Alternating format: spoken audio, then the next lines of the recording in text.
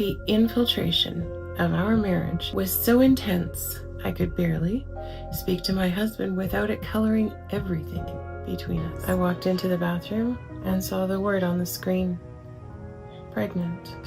When I came out of the restroom, Dawn offered me a very strong laxative with a warning on the label that said, "Do not take if pregnant." You see, I did not intend to abandon my husband in any way. My departure had served its purpose to recalibrate, to gather strength for the continued battle, to recover my husband's full heart as mine. Lord, I want my husband. Lord, please save my husband from this, if it be your will. So in chapter 10, I told you that I had stopped returning Sam's phone calls.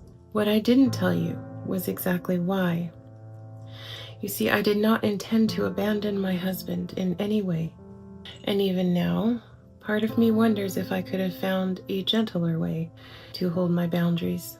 What led to my total and yet temporary silence was one phone call.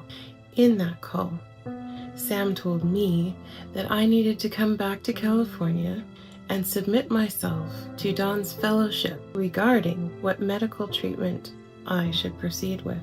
What Sam simply could not understand, what I could not make him understand, was that both our marriage and my personhood were being thoroughly violated by Dawn's authority over us and by his interference in decisions that should have belonged to Sam and me alone.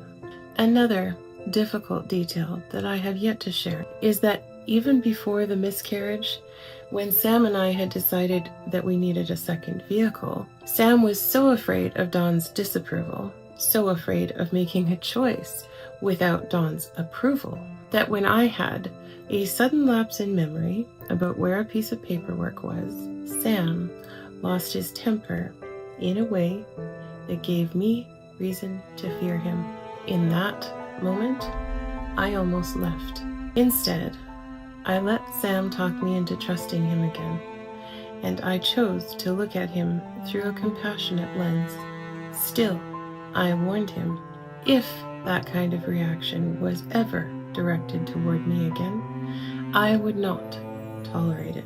So when Sam insinuated that Dawn would have some say over what medical care I should seek, what I should do with my body to restore my fertility, I lost it. The infiltration of our marriage was so intense I could barely speak to my husband without it coloring everything between us. I knew one thing for certain. I would not allow Dawn to have any say over my body, no matter how influenced my husband had become.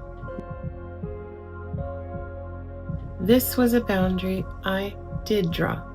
Had Sam left Dawn out of it, I would have included my husband and my husband only in the decisions I was making to restore my fertility. But Sam felt the need for Dawn's blessing. And to him, Dawn's blessing seemed to be synonymous with God's blessing. So I had to draw a severe line here. I retreated from Sam. Talking to him about my point of view did nothing. He simply would not hear me. So I took some time. As I said, I stopped answering Sam's calls. This was not easy on my heart. In fact, it left me in constant pain. As a result, I told the Lord about every emotion. I began to seek the Lord in His Word. I prayed desperately for clarity and for God's leading. It went something like this. Lord, everything is such a mess. I know that my spirit senses darkness around Dawn, but I have no way to reach my husband with the truth. I'm scared, and I need your mercy. I don't want to lose my husband. With an aching heart, I prayed, and I attended church, and I went one step at a time towards finding answers regarding my fertility. And here, God made clear, unmistakably clear, that he was blessing my path. After only one visit to my family doctor and a simultaneous prayer for the Lord's guidance over him, I was referred to a specialist who would normally have a long wait list. Instead of having to wait, I received an appointment within a week, 2 at most. And while I waited, I prayed and researched my diagnosed condition. I formed a treatment plan that I wanted to ask about. When I met with the specialist, I presented what I believed I might need. He smiled, eyebrows raised, and said, "Well, since that was the exact treatment plan I was going to recommend, I believe we're a good fit." He was so kind, and he put me at ease right away. And in that office, I truly felt that the Lord stood right beside me, letting me know that he was carrying me through this with tenderness and with blessing. I selected a surgery date, and again, instead of what could have been a 6-month wait, it was only a few weeks away. But on the day of surgery, a sudden attack of fear rose up in me. Accusations in my mind, spiritual heaviness, a sense of curses, whether real or imagined. It felt violent inside me. I prayed and asked the Lord to cancel the surgery if what I was about to do, especially because it was without my husband, was wrong.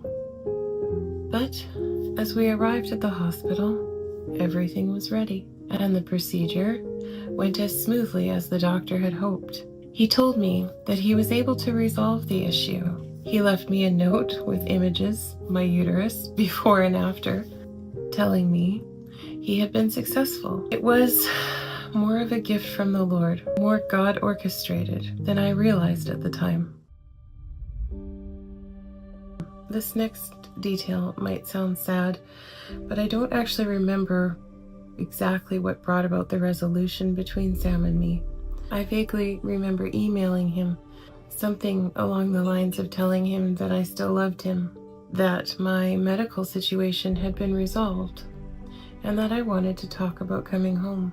There are so many memories that are crystal clear, but that one is fuzzy, so I apologize if it isn't exactly accurate. What matters most is this: Sam was open to reconciliation. I had to explain to him that to qualify for the benefits that I had accessed, I had to remain in Canada for 6 months, something I had checked with the government. Sam understood this, and in order to be together sooner, he booked a flight to the Pacific Northwest so that we could meet at a hotel and spend some time together. It was a beautiful reunion. This I remember very well. Sam's joy, the relief in him at knowing that I wanted to return, was something that I soaked up and held on to as hope.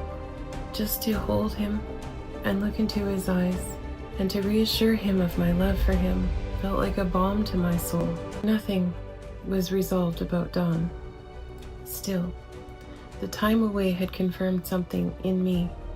My heart could not take the idea of permanent severance from Sam. I didn't believe in divorce. I didn't even believe in separation, except when safety is a concern. And in my case, safety was a concern. Still, I felt convicted that no matter what I believed about how Sam was or was not honoring our marriage covenant, my position was to remain loyal to him until death would part us. My departure had served its purpose, not to punish him or to abandon him, but to recalibrate, to gather strength, and to return for the continued battle to recover my husband's full heart as mine. After his visit, I prepared to go back to California. I soaked up the last bit of family time with my parents and sister. So, when Sam greeted me at the airport in San Francisco upon my return, he brought me red roses, my favorite, and took me out to dinner. I remember clearly how in love I was with his happiness in that moment. I had promised myself I would never abandon Sam. I knew that he hadn't understood my perspective, and I knew he had been veiled by Dawn's influence, but I also felt that he loved me, that he needed me. He had told me so, and my heart responded to that with pure joy. Well, in the days that followed, Sam disclosed to me that Dawn had, in effect, placed a sanction over us that we would not attempt to have a child for at least 2 years. Sam tried to present it as if he agreed with it, and I was crushed. But after I told Sam how inappropriate it was for Dawn to have weighed in on that subject, I began to employ a coping strategy that I had learned: prayer. I began to abandon my will and my preference to God. As broken as I was over the loss of our first baby, I knew our situation was precarious, and I wasn't eager to force God's hand. I certainly had my human desire, and any woman who has lost a wanted baby knows how fierce that desire can be. But I also had my fear. Desire and fear coexisted in me at the same time, and it was really too much for a human heart. So I kept lifting it up.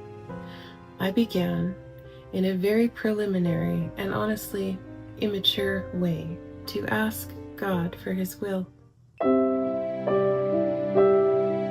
And in the meantime, I poured my love into my husband. I gave him my whole heart again. There are fond memories during this time. Moments of tenderness, moments of pure joy, moments where simply being together felt like relief. When we went to Dawn's meetings, I maintained as neutral a posture as possible. I was kind to everyone. With Danny and Rosie, it was easy. I focused on enjoying Sam's joy, his smiles, his attentive turning toward me since I had returned. Even the trips to Merced where Dawn lived, I tried to make them peaceful. 2 hours of driving where I began to read to Sam, or we would stop at our favorite places along the way for fresh fruit and other markets. I tried to live on the normal moments because they reminded me of what could have been. So I had returned to Sam just toward the end of the summer, mid-August, I think, and now the holidays were fast approaching. Sam and I planned on attending the 6-day church conference, which I was very grateful for. And after that, we would spend time with Sam's relatives in San Diego. My sister was coming to visit and join us. At least on the surface, everything pointed towards a happy season. Then, one weekend, when we were in Merced, I started to feel a little off. I spent an extra long time in the restroom with a symptom that for me was a telltale sign of pregnancy. And when I came out of the restroom, Dawn offered me a very strong laxative with a warning on the label that said, "Do not take if pregnant, as it can cause miscarriage." Did Dawn suspect that I was pregnant? I didn't know, and perhaps not. Still, he asked me to take it 3 times. Eventually, when his wife and I were alone, I handed the full bottle back to her and told her, "I'm sure I'm not pregnant, but just in case, I'm not willing to risk something that could harm me." I wasn't late yet, so when I got a negative result after we returned home on the Monday, I brushed it off. 4 days later, Sam woke me by sitting on the bed beside me. "Have you gotten your monthly yet?" he asked me.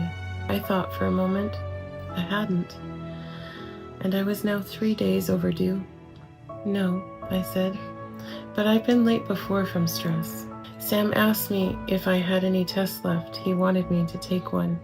I couldn't tell what the anxious look on his face meant. Part of me thinks he wanted it to be positive, but just like before, he was afraid. Maybe even more afraid now of Dawn's reaction. This time I had a leftover test. I took it, then went to the kitchen to make Sam's breakfast. When I returned to tell him breakfast was ready, he told me to look in the bathroom. My heart began to pound wildly. I walked into the bathroom and saw the word on the screen: pregnant. So many emotions collided at once. Panic and joy. I felt instantly sick. I began to call on the Lord. Sam saw my fear and my distress, and he came to my side. He wrapped his arms around me and he told me that everything would be okay. He said he had a feeling it would be okay. And I calmed instantly. It was like the husband I knew returned instantly. The Sam I remembered. The man who could put a hand over my nervous system and calm me in an instant. It had been so long since I'd felt that kind of particular compassion from him. The soul-reaching kind. And it undid me. Well, we went to the doctor later that day, and the doctor said their test result was so faint that I might not actually be pregnant. That really threw me. And again, Sam reached for me emotionally. Don't worry, he said. You're pregnant. It felt in that moment like he wanted this baby. I did too, in spite of the fear. But inside me, everything was in turmoil. You see, I was pretending to be okay with Sam's allegiance to Dawn. As long as I did that, as long as I didn't ask for full devotion, things could stay peaceful. But the peace was fragile because my okay was pretense. And underneath it, I was biting back every move Dawn made that made me want to run screaming. It made our marriage feel like something I was holding together with my bare hands. I don't know whether Dawn spoke against me frequently and undermined me to Sam, or whether Sam's conscience was pricked by his allegiance. Something made Sam's moods volatile whenever Dawn came up, and whenever money came up. We skirted around these subjects if we stayed focused on each other, on chemistry, on affection, carefully touched on faith. Then Sam would be warm towards me, but the sense that his softness could turn to hardness at any moment kept me living on the edge of danger and on the edge of comfort. My life became about reaching for the Sam I knew was still in there somewhere, the man who had once wholeheartedly united his soul with mine, and realizing I could only touch the surface of him now. Having to be guarded with my own husband was an exhausting existence, and becoming pregnant made me feel suddenly and intensely vulnerable, and at the same time, suddenly protective of this child. So we went to the church conference, and I enjoyed it as much as I could, but I was battling fear constantly. So intense, it felt spiritual, like a war in my mind and body. I remember one night at the conference, Sam and I were lying in bed, about to sleep, and I wanted so badly to connect with him spiritually. I began trying to share my fears with him, but the feeling that I had to be careful in how I phrased things, careful not to trigger him, was always present. Still, Sam tried to comfort what I did let him see, and in that moment, he was scared too. I could see it. I could feel it. I could feel his fear that I might slip away from him again somehow, and other fears, not all of them I could name. If only he had known how badly I wanted to be his everything. Right after God himself, I think he believed that was what he was trying to do. But the sad reality was, we were fractured. Our relationship had begun with a lack of honesty, and that set a tone. And while my forgiveness was indeed real, I would never hold that against him. Trust still required repair on his part, a consistency of devotion that would lead to safety and stability. But because of Don, he couldn't give me that. Here's the truth. In my heart, Sam had broken a covenant. He was allied with this man before he was allied with me. He had not and did not place me in my rightful position as his wife. Maybe it came from his childhood, his culture, from what he had learned about the place of a wife, a woman, and the honor she should be given. Maybe that history crippled his ability to offer me what should have been instinctive, and I tried to make it acceptable. But, to my heart, it simply wasn't. And this turmoil, combined with the rising hormones and the trauma I carried from our first loss, made me volatile inside. Every cramp, every shift in Sam's tone, every question from my sister, it all felt like sandpaper to my nerves. I rode a constant roller coaster of joy and fear, and because I was trying to pretend that a fractured marriage was whole, I felt alone. So alone, except for the brief reprieves when Sam's softness reached out to me again, and I could breathe. By the time we went to San Diego, I was uncomfortable with symptoms, and it was hard to be around people. I tried to bring myself out of it enough to be genuine and caring with Sam's extended family. I loved his aunt. She had always been kind, receptive, warm, genuine and caring, but it was difficult to battle my vulnerability and still be present in the way that I wanted to be. On the drive home, I felt like a caged animal. Fear, that's what I'll call it. Fear of the future, fear of loss, fear of failing Sam, fear of failing to restore our marriage, fear for my child. When we got home from the conference, I had to drop my sister off at the airport, and when I walked back into our apartment, the scent of my candles suddenly assaulted me, and I almost lost my breakfast. It was clear the pregnancy was progressing. I remember that week being a relief, being home, being alone with Sam, almost hiding from everything. Then came the weekend, time to return to Merced. I think this is the weekend where Chicago came up, because in the next 2 weeks, so much was about to happen that had the potential to pivot us toward success or toward failure as a couple. I believe it was that first weekend that Sam told me that he was being asked to move to an office in Chicago for work. It felt like light, like potential relief. We went out for dinner, and Sam told me that he felt like he was supposed to take the offer. He even felt the Lord wanted it. I jumped on that opportunity. I told him yes, this could be so good for us. I would have gone anywhere in North America if it meant we could be together and find our own way with God. But only moments later, I saw the shift. The fear came back into his eyes, and he said he needed to see what Dawn thought. That moment sickened me. A few days later, my fears were realized when Sam told me that Dawn said God wouldn't bless Chicago, and Sam accepted it as gospel. There was nothing I could say. The wall was placed in front of me again, and I was crushed. Another weekend came, and we were at Dawn's again. Somewhere in those weekends after the conference, Dawn, of course, attacked more theology that we had brought back in outlines from the conference, always trying to undermine everything that was shared, everything that was sacred. Dawn spoke boldly against the broader church leadership. He was snarky with me.